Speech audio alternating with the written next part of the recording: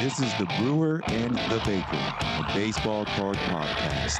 Come on, get up! Where two collectors share their journey through the hobby. Yeah. Here are your hosts, Mitch and Dan.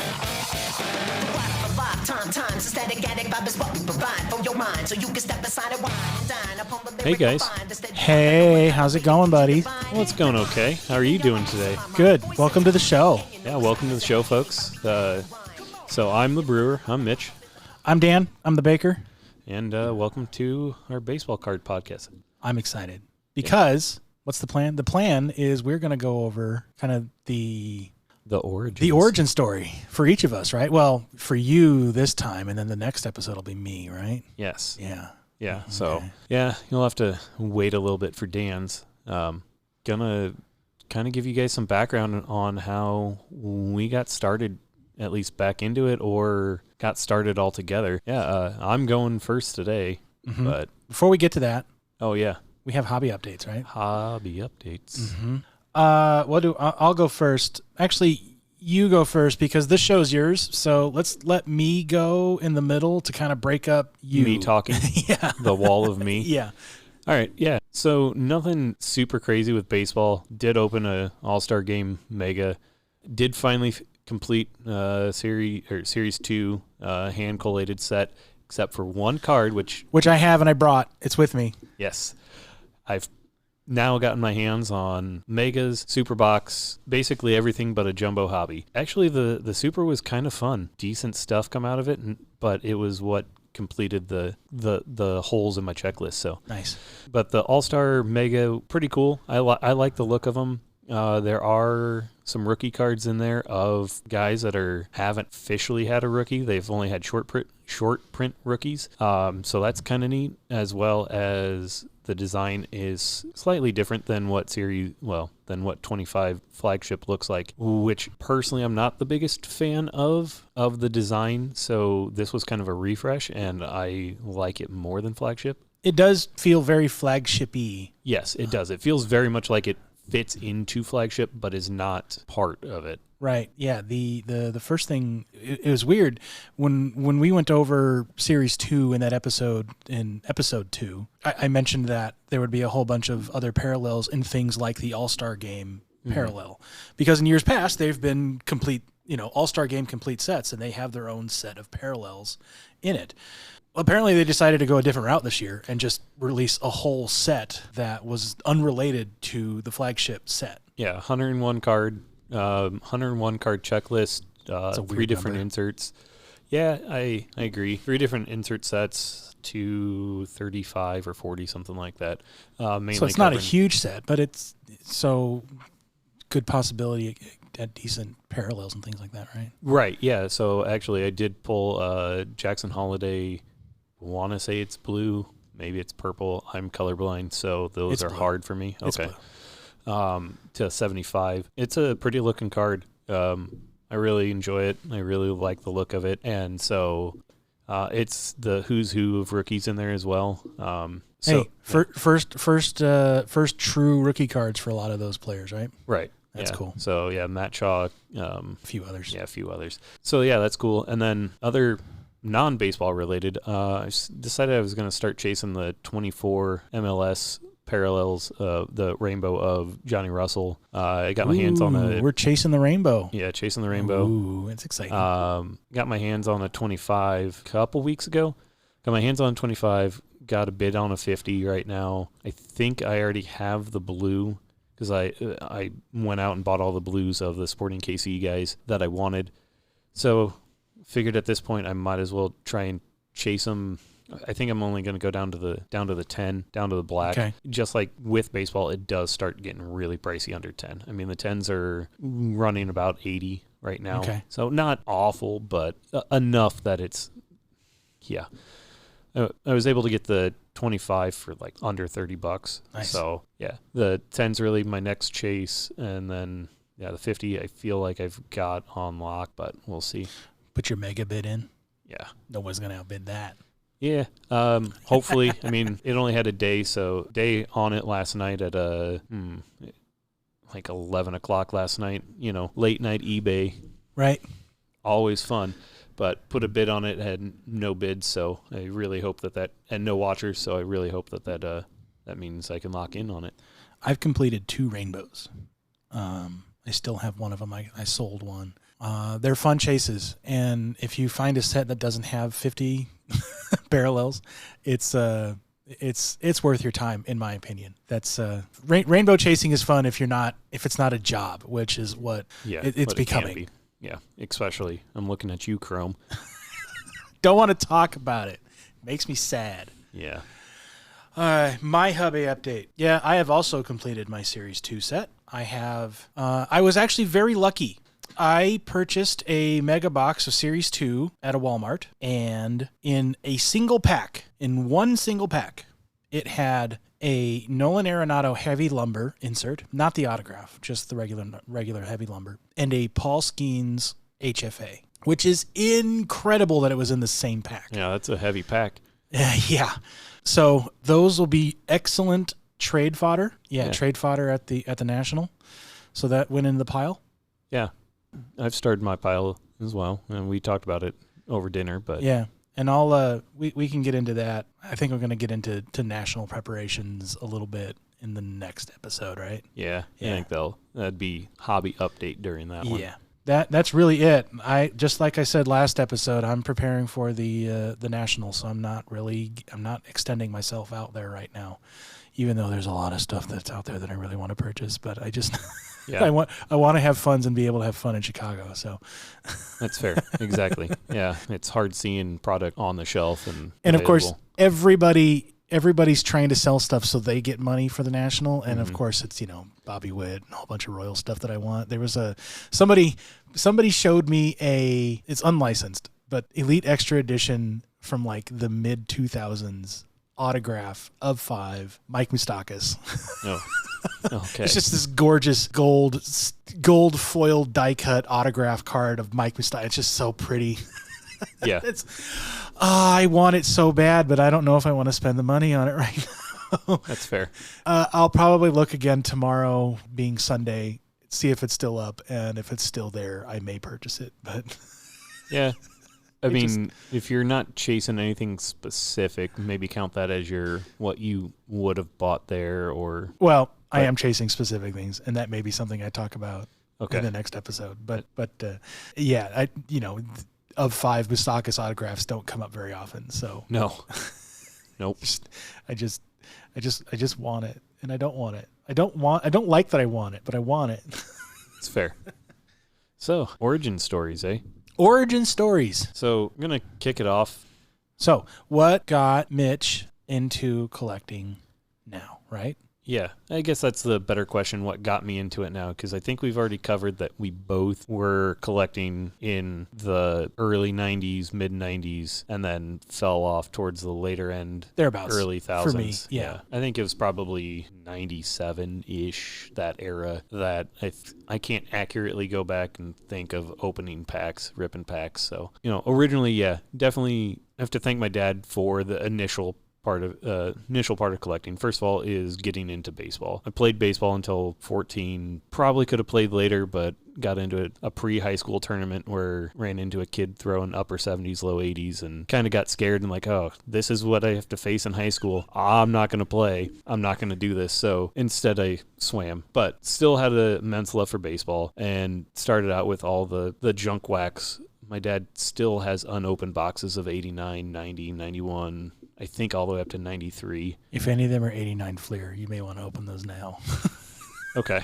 I think most of them are like Donruss. Okay. But I can check with him. I mean, they're just sitting on a bulk storage shelf in the basement. So hopefully they're not anything. Most of those at that point aren't really bricked. They weren't glossy enough. No, the glossy stuff didn't show up until like it was 89 Upper Deck is when the first glossy stuff started coming out. Well, and like 93, I mean, some of the 93s like Stadium Club and stuff like that really, can get sticky. Yeah. I don't think I'm going to have any issues. Most of it's pretty much true paper, true cardboard. But anyways, what got me into it now was my father-in-law, My wife's father passed away when before I knew him, and she had inherited all of his cards. Sold a good chunk of it, which was mainly, we don't know, but probably a bunch of junk wax stuff and some other things.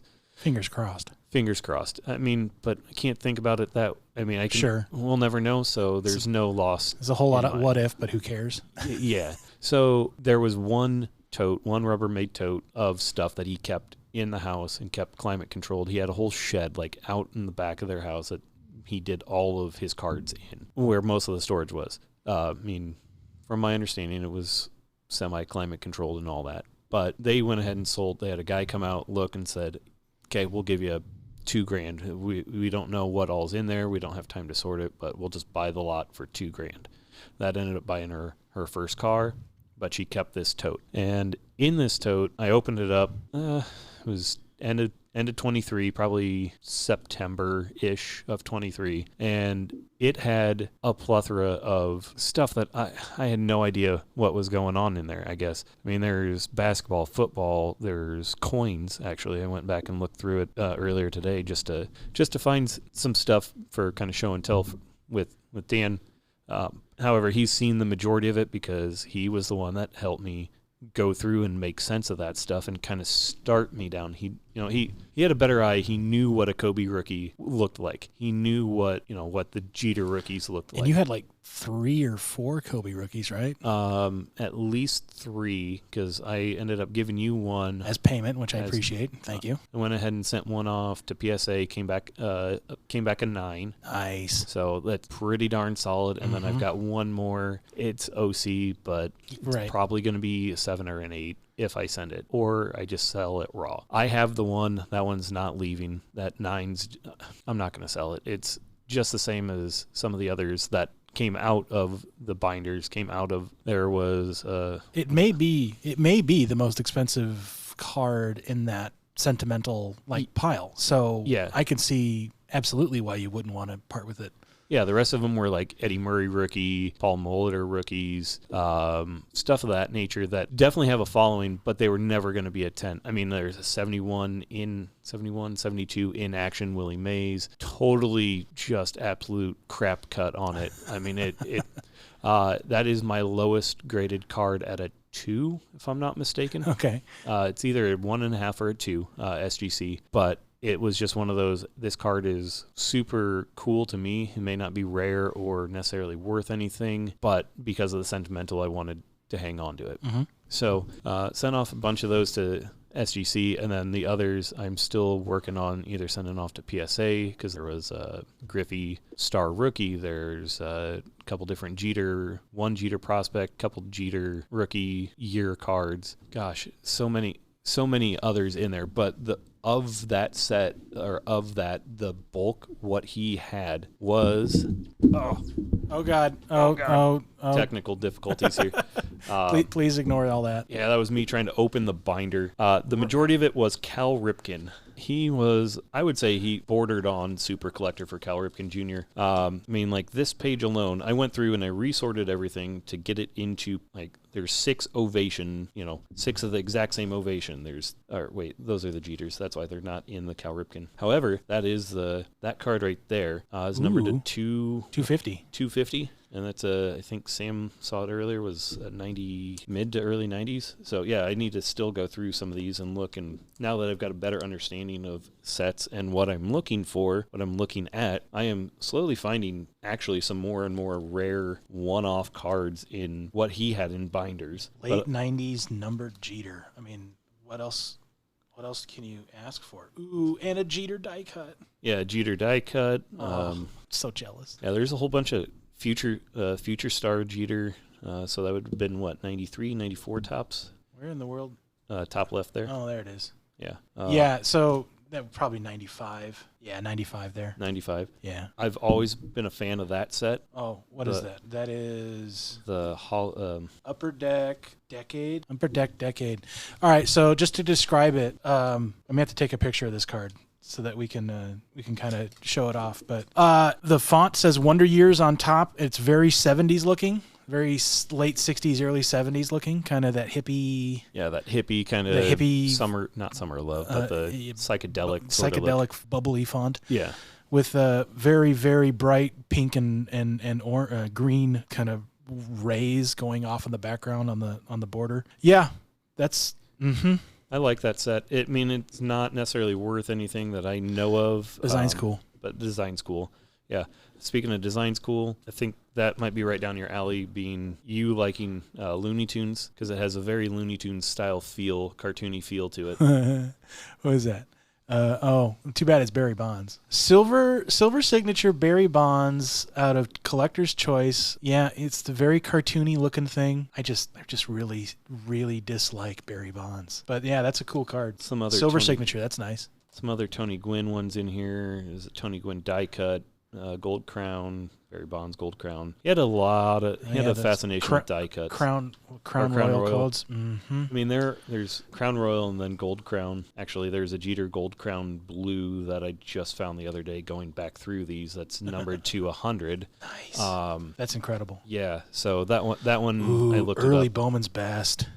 Early Bowman's best, Tony Gwynn. And he's kind of hulked out a little bit. Now, when you say that, early chromium tends to do this kind of green fade. Greenify the skin tone. Yeah. Yeah, he's kind of hulked out. That doesn't really hurt it a lot because it's expected. It helps if it isn't, but it doesn't hurt it if you kind of follow what I mean there. Yeah, so I do have Finest, Topps Finest. And that's why, even though these are all hulked out, that's why they put these covers on it to kind of keep the air from getting in there. That was the original thought. Yeah, it's a Topps Finest Jeter with the coating that is in my pile of trying to decide if I'm going to send it or not. And then the one Kobe page that I haven't either put into top loaders or taken out and are in one-touches, not one-touches. I love that he has the prices on the... Oh, yeah, he has. There's some of them that they might have been me putting them into other spots, because there are some of them. I found one that said $8, and there's no way it was ever an $8 card. There's just no way. But yeah, some of the Kobe stuff, pretty cool looking. I mean, that black diamond, that upper deck black diamond, there's 4 of them. They're not necessarily the most expensive card or worth a ton, but I don't know if I'm going to ever sell any of these. I mean, maybe to the right person, yes, but it's just a time capsule of seeing what got him interested. And I think seeing him interested in certain things kind of shaped what I'm interested in. So that's where I wasn't an Orioles fan. I now collect some Orioles players because of all the Cal Ripken. And when I say all the Cal Ripken, I mean, I went through, let me get past this first set here. Hold on. Yeah, keep doing. I'm going to take a picture of this just so that I have this is kind of an upside down look at it when I post this on the, oh no, don't turn it yet, because we need to see. Oh, the full thickness. Yeah, that's what she said. But all right, so this is entirely all. This entire thing. This entire thing is all Cal Ripken. All Cal Ripken. All right, pictures taken. We got it. All right. So yeah, the first one is just a complete set. I forget what it is, but it's the complete set of something. But then, yeah, I started to put them all together in, pages, because he had there's 8 of that, what was that, Star Power. Some mid-90s Topps insert. Yeah, so he had, 9 of those, or 8 of those, and so many of them. I started putting them into their actual groupings because it was pissing me off, to be quite honest, that they were not in some kind of order. So I mean, I would find another 1990 Don Russ in the back page or flipped around or whatever. I mean, it's just, there's some cool cards. I really like the studios. 93 Studio. Yeah, that's cool. Full bleed photos. Yeah, some more of the die cut Crown Royals. Mm-hmm. There's a whole bunch of, it truly is a time capsule. But holy cow. One of these days, if you're brave enough, you'll have to put these in year order. Yeah. Oh gosh, yeah. Some of the mints without I remember these cards specifically. This was it Bip Roberts or something like that with him? Who is it? Brady Anderson. Yeah. So that's it's like an upper deck highlights, group photo of Brian Roberts and Cal Ripken Jr. I remember that card specifically. 92 Studio might be my favorite. His eyes are just staring directly into your soul. They just he has this intensity in his eyes, and it's just such a unique. Oh, hey, there's some more lenticulars. That was a thing in the 90s. Oh, that certainly was a thing in the 90s. But yeah, some shiny stuff. Yeah, I should probably go and put these in order, in date order. Hey, look. Hey, those look familiar. I think I have the modern. And you know version what? Of that. You know what's interesting now that I'm looking at this? All right, so what we're looking at is a Cal Ripken Jr. All-Star from like probably Series 2 of Topps at the time, because that's generally when these were the All-Star cards. Maybe it was like the update or traded or something like that. The modern series, modern 2025 has those kind of the 35th anniversary. 35th anniversary of the 1990 cards, right? So that's what we're looking at of the Cal Ripken Jr. All-Star cards. So in Series 2, you have the All-Star versions of those, right? What I think is interesting, the background is all blacked out, which is exactly how it is on these All-Star cards. Oh, it's all black and white. I see what you're saying. So the player is in that. color, but the background is in black and white. If you look at the other like 90 up Topps cards, they're all in color. But the All-Stars all have this kind of blacked out. So it is player focused. Yes. Yeah, that's very cool. So there's some, what was that, 87? That's 87 with the wood grain. Yeah, 87. 85 down there with All-Star cards. Yeah. I do have couple 82s of them, but those are obviously not in a binder because they're rookie year. They're rookie year, and they're a little bit more precious than just in a binder. But I mean, yeah, there's definitely. So now we're finally to the pages of potentially singles. Oh, is that a cart? No, that is a coin. Yep. That's hey, coin. there's a finest there. Taking the finest card out, and nope, not a refractor. I don't think. Nope, not a refractor. That's okay. 94. Oh, this is the 93. 93 Ripken out of finest. That's not a small card. That's a big deal, even if it isn't a refractor. I might actually pull that later. Yeah. But yeah, the 92 Stadium Club. The Members' Choice parallel. Choice, 92, 93. Shiny foil thing on the bottom. Mm-hmm. Yeah, Diamond Kings. I love the Diamond Kings. Like they're just, I'm torn Dick on Perez, he's the artist. Wanting to put together an entire Diamond Kings set. Holiday. Good old-fashioned die-cut ornament. What year is that? I didn't know that they were doing that. And what company? Looks like it's 01 Pacific. Okay, all right. 01 Pacific, and then, some other die cuts. Again, the coin back there. Man, yeah. Even if most of it is junk, which honestly it is. Yeah, no, it's still fun to go through that. That's cool. I mean, there is one page in here that is strictly, there is a card that is the Ripken family. So it's got Billy Ripken in there. I think it's got I can't remember. Cal Senior. Yeah, but it's completely, there is one page where it is almost exclusively that, and it just cracks me up. Actually, that one's an early Topps. 84. 84. Mm-hmm. So that'd be 2 years after. I mean, that's still a neat card. I mean, maybe that's my next goal. Since I have the 82, see if I can find an 83. Got an 84. I think there's an 85 in here. I saw it. See if I can go through and put that all together. A base set run of a base set Topps, ideally just Topps. I mean, there's a lot of different brands in here, a lot of different companies in here, but specifically. And he's got a Topps. Donruss rookie too. So I think it could be a really fun thing. But overall, that's what got me back into it. And there are some other things that we've pulled out as we've kind of identified and looked through some other. I mean, I have no idea what this thing is. I think it's a reprint of some sort. Yeah, okay. Wait, when he says, remember, this is an audio format. There's no. Oh, yeah, right. I've got to go through and take a bunch of pictures for all these. So what he's got here is it's a reprint of his 83 Topps Cal Ripken card, but it's metal. Hold on. Right? So it's metal. It's not in particularly good condition, so I felt okay doing that. Yeah, no, I have no issue with.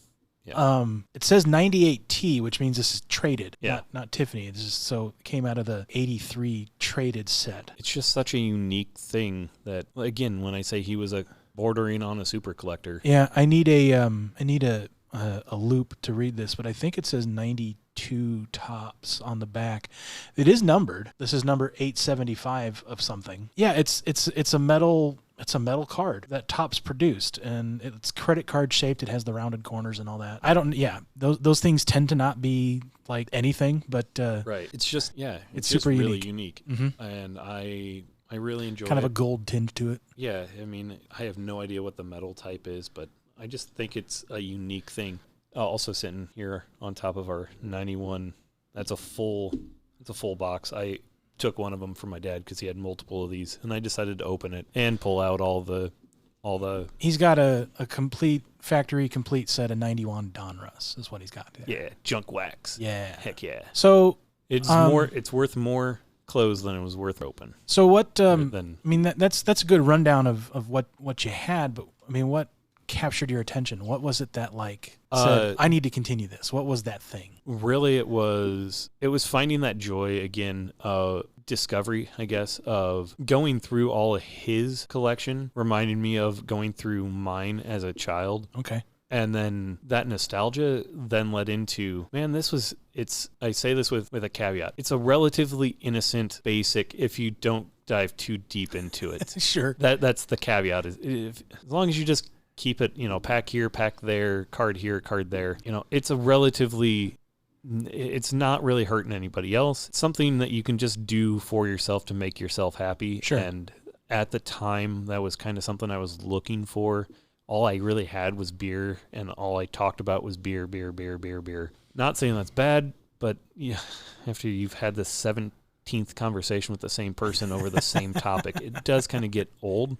And I was kind of looking a little bit of diversity in my life. Sure. And then that kind of leads me, that box that I had out earlier, that was basically that first 1,000 card box. That was where I put my first football, my first hockey, my first soccer, a bunch of 22 that I found on clearance. Remember, I started at the end of 23, so was picking up a bunch of 22 clearance at Walmart, just going through and originally looking for bobbies, stuff like that. So it was that other box is really kind of the first jump off, and I kind of kept everything separate because of that, because I do want to go back and look through it and see, hey, this is where I have been, and now I can look at what I am PCing, the things that I now find special, and really kind of see, oh, that was the set that kind of set me down this road. And that one box kind of feels like it's that branching, that main trunk for me. Okay. Same thing with the 91, because that's originally